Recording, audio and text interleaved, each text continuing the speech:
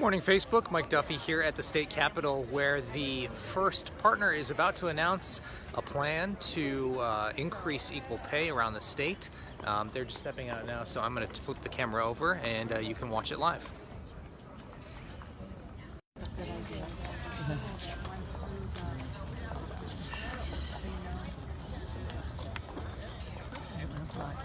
Can you see her?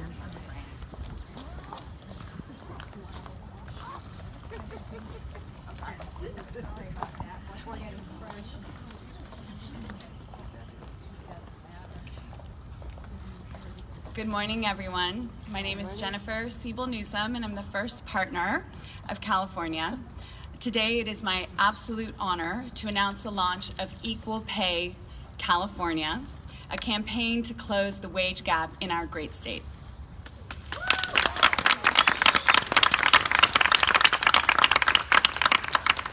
I want to start by thanking our partners on the campaign, the California Commission on the Status of Women and Girls, and Time's Up.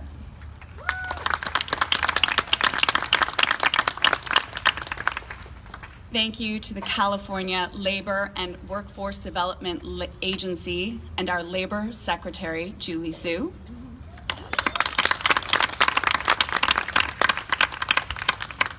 Thank you to the Pay Equity Task Force members that are here today. Thank you to our Lieutenant Governor and the members of our legislature that are here today.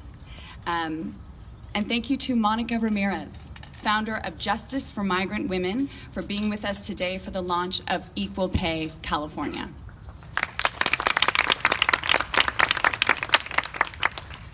Now, as first partner, my priorities are clear. I'm here to uplift women and girls across the state of California and ensure gender equity once and for all. Let's not forget, women are the backbones of their families, their communities, and society at large. So when we lift up women, we lift up everyone. But in far too many ways, our society tells women that they are not quite as valuable as men. It's in our media, where women comprise only 31% of protagonists on the big screen. It's in our textbooks, where men have saved the day and women are barely mentioned. And it's in our leadership, where though this last election did make a dent, women still comprise only 24% of Congress. And of course, we've never had a female president. But there is perhaps no better proof of the way our society has devalued women than Equal Pay Day. This year, it falls on April 2nd, meaning April 2nd is the day that marks how far into this year, beyond last year, the average woman in America must work to earn what the average man made just last year. And when we look only at women of color, we have to go even further into the year.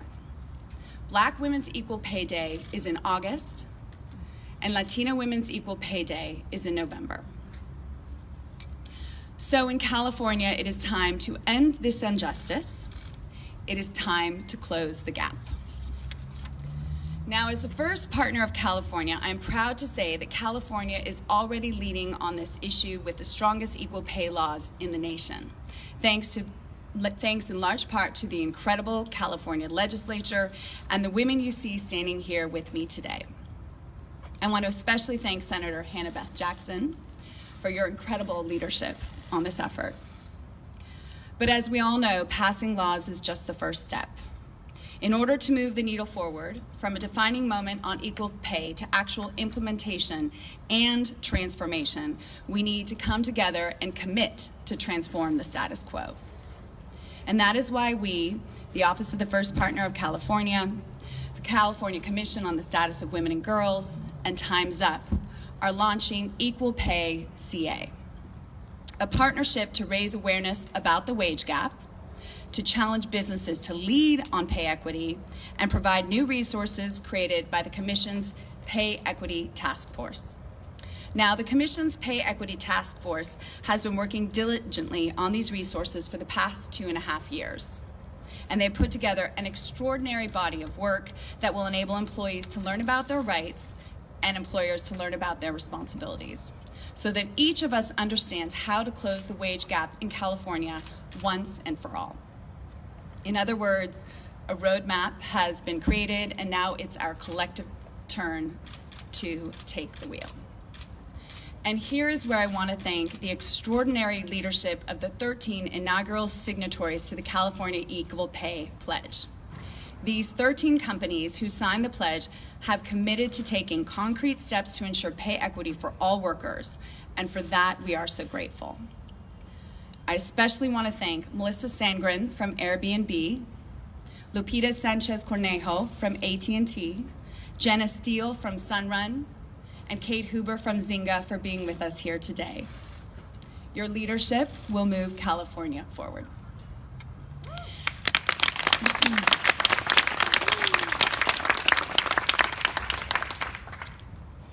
And so now I want to turn it back to the people of California and of this nation. How can you all be a part of the larger equity solution? Well, I say join us.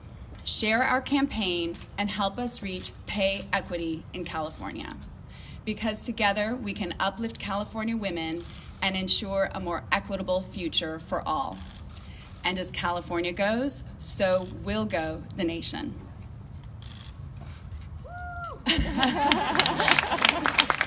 That is right. Woo is right. So now it's my honor to introduce the chair of the California Commission on the Status of Women and Girls, Dr. Alicia Wilkins. It is because of the incredible leadership of the Commission on this issue that we are all here today. Please welcome Dr. Alicia Wilkins.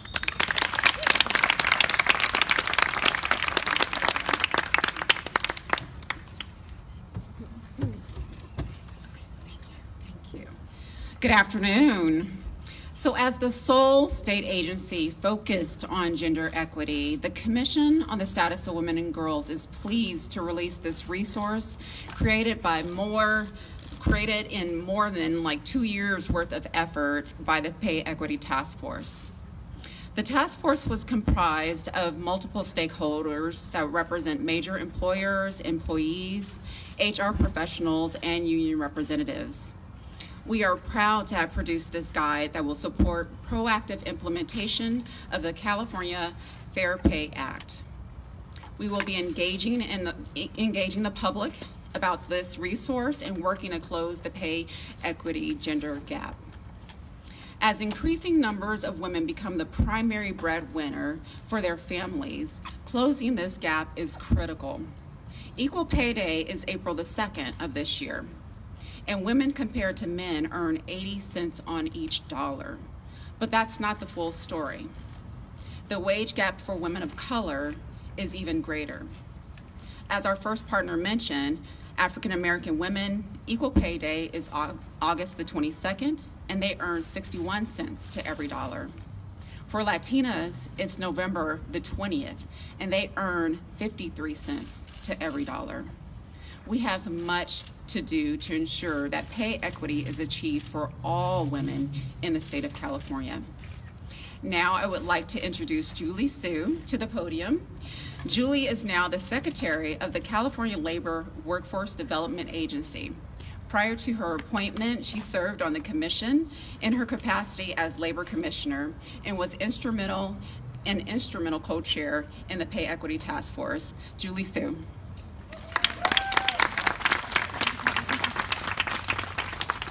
Good morning.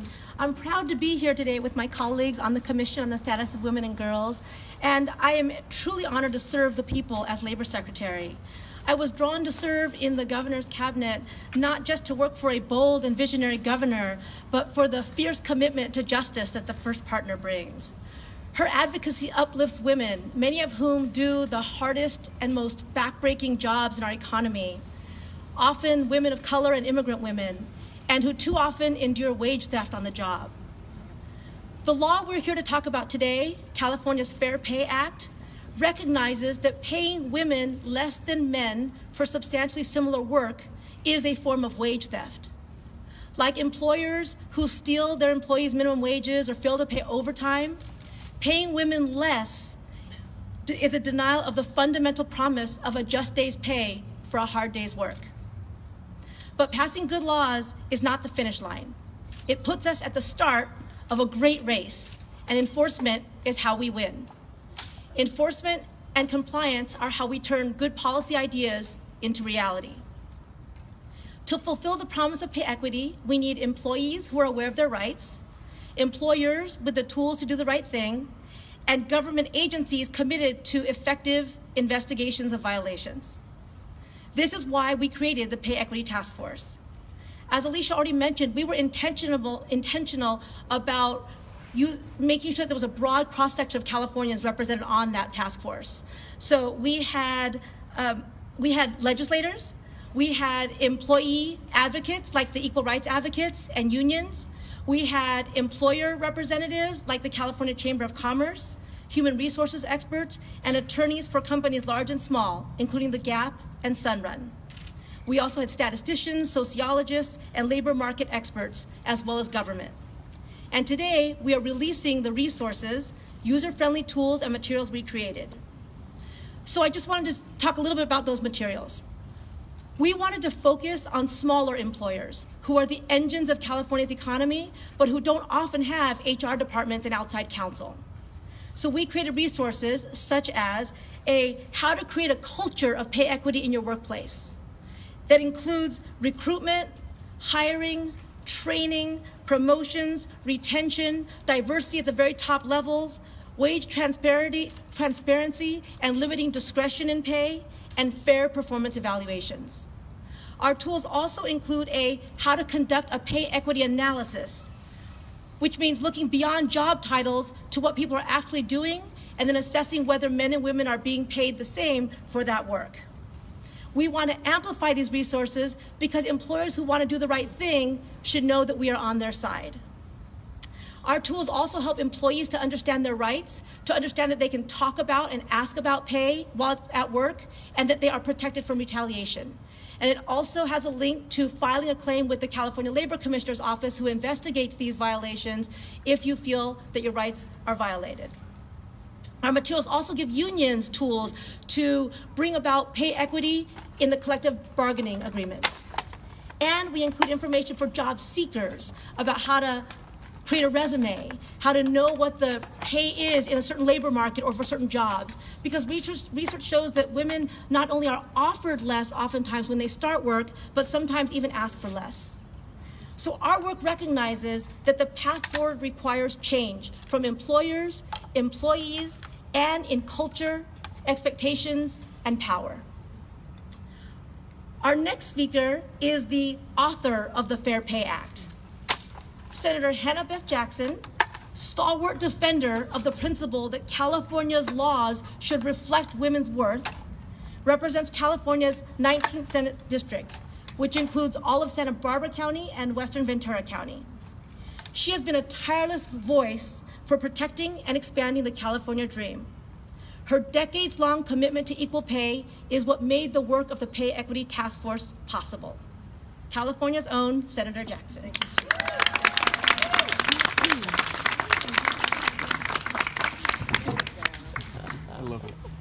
I don't mind having to stand on this.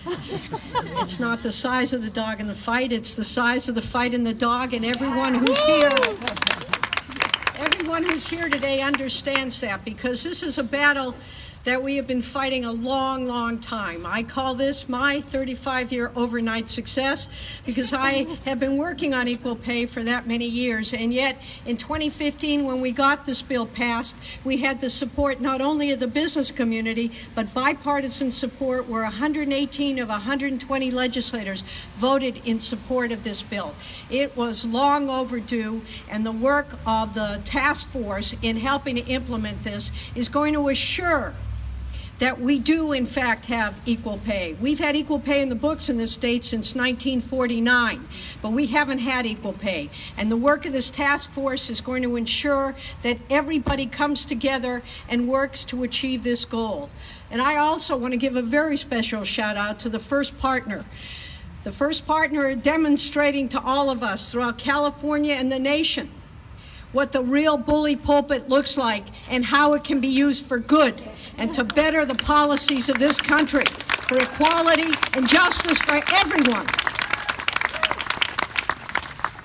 So now I'm supposed to read my remarks. Okay. So, again, you heard what this bill does. You've heard what the task force is doing. It is critically important that we take this work seriously. It is critically important that we change the culture, because California does indeed show the rest of the country what is possible. As the fifth largest economy in the world, we have the opportunity to demonstrate what success looks like. And it looks like inclusion. It looks like equal dignity and respecting everyone for the work that they do. And I look out here and I see people who have fought their whole lives for this to happen. And we are now at a place where there are 41 other states in the country that are using California's Fair Pay Act, the bill that we passed in 2015 that got implemented starting in 2016, as the template, as the model for their own efforts to achieve equal pay in those 41 other states. Watch us, folks. Emulate us. We can all work together to make it happen, because women's paychecks have to reflect the hard work and the true value of our work. Our work is equally valuable and needs to be paid as such.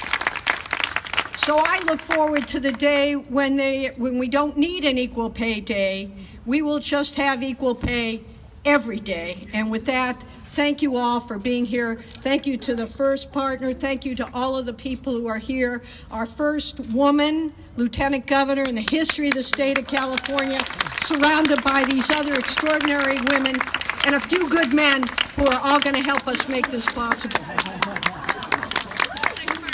And so now I'd like to introduce Monica Ramirez, who is a nationally recognized advocate for gender equity and the founder for Justice for Migrant Women, and also, time's up? Time's up. We're ready to roll. Thank you all.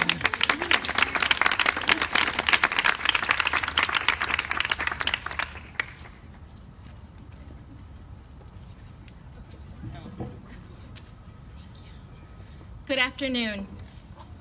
It's a real honor to be here with you today. You know, as was said, I do work nationally, and there are many states across this country that are looking to the state of California for leadership, for your vision, for your courage. Thank you, First Partner, for all that you're doing to set an example for the rest of the nation. Thank you, Senator Jackson, and to every single person up here and in the crowd who's been instrumental in ensuring that this day was possible, and that going forward, workers across this state will have a better chance at being paid fairly for their work. You know, I have seen far too often in workplaces across this country where workers' value is not shown. You know, for most people across this state, you might not realize that the national average for a farm worker woman's salary, many of whom are in this state, is just $11,000 a year. So while we work to close the pay gap, we cannot forget that we must close the pay gap for the least visible workers to the most visible workers. This state leads on closing the pay gap because of the strong laws that it has on the books. But the law is only so good as it is accessible to the people. And that's why this initiative is so important, because this initiative makes the strong laws in California accessible to people. And because of the rigorous process that the Commission has undergone, the law is not only going to be accessible to the highest paid workers in the state, but it is also going to be accessible to the least paid workers in the state, including farm worker women, the community that I come from. The Equal Pay Pledge is significant because it is calling on employers to say that they stand with workers, because they understand that when workers win, they win too.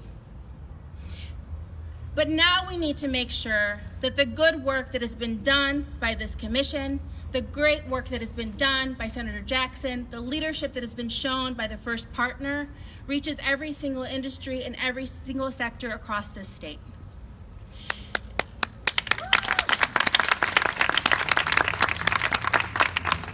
And as we think about the way forward, I want to call on you to consider this. You see, when we don't pay women fairly today it has long-term consequences for their families going forward. The pay gap that women experience now has multi-generational impacts for their families. That means when a woman is not paid equally now, she has less money to save, she has less money to pay for her rent, she has less money to put away for her child's education, and the consequence of that goes on and on. And that's why it shouldn't be surprising that as we talk about the wider pay gap for women of color, we should not be shocked to know that not only do women of color face wider pay gaps, but we also face much larger pay gaps when we talk about wealth accumulation. So closing the pay gap is essential to addressing the day-to-day needs of women workers across this state and across the nation, but it also is extremely critical for ensuring that for generations to come, every single person in this state and across this country has a fighting chance to have the best lives possible.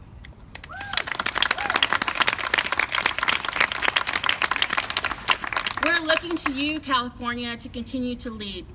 You are the gold star, and I'm proud to be up here with all of you to celebrate this great accomplishment. Thank you.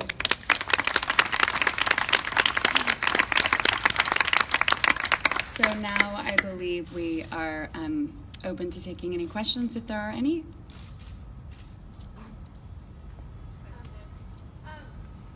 Can you talk about making sure that women in lower paying jobs have access to knowing that they deserve equal pay and legally it's required?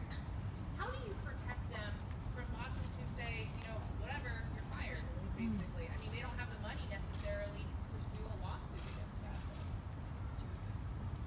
So I think there's two components to the answer, right? One is obviously outreach and awareness, and the other is enforcement. So in outreach and awareness, part of our launching this campaign and trying to amplify the voice is to make sure that it gets to every sector of our economy and every sector of our state.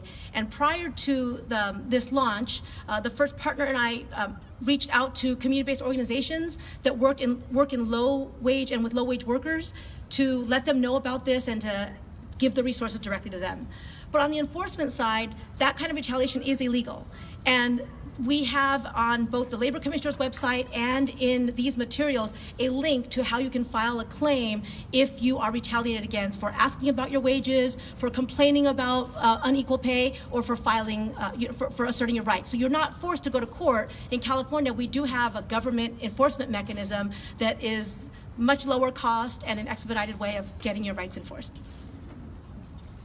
And I would just add that, you know, this campaign is about providing incentives and sort of the join the club mentality, be a socially responsible business.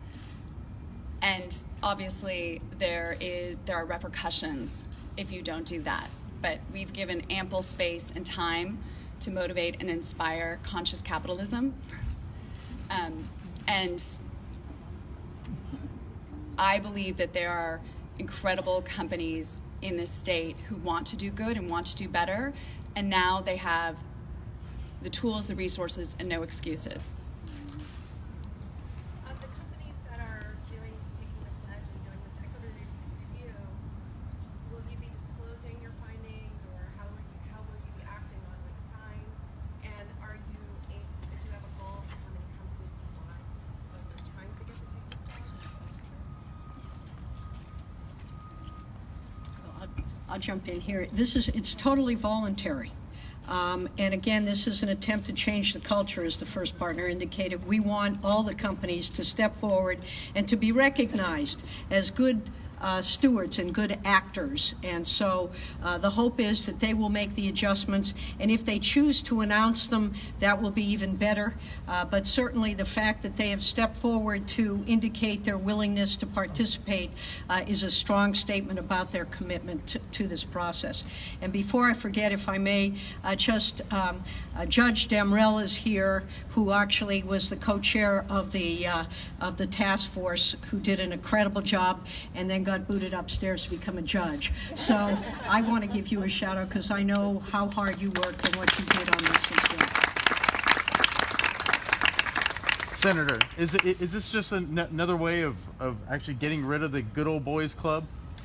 Well, you know, I guess you could look at it that way, but the way we look at it is now giving women not only an opportunity to excel and to support their families, but to be treated with equal dignity and respect in the workplace, because money is indeed, compensation is indeed how in our society we recognize people's contributions, and we want to be recognized for them equally. If we do the work, we should get paid for it, and discrimination shouldn't exist on any basis, and certainly not on the basis of our gender.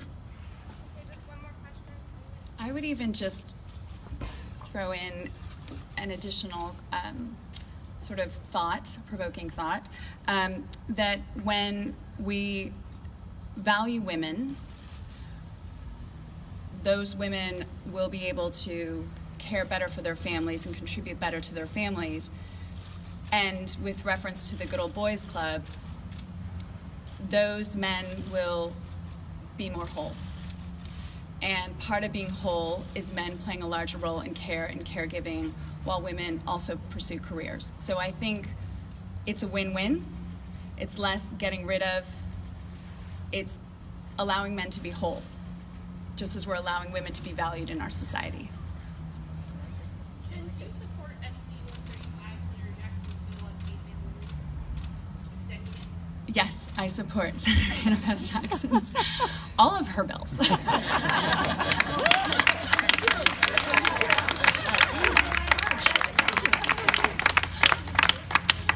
And it's a wrap.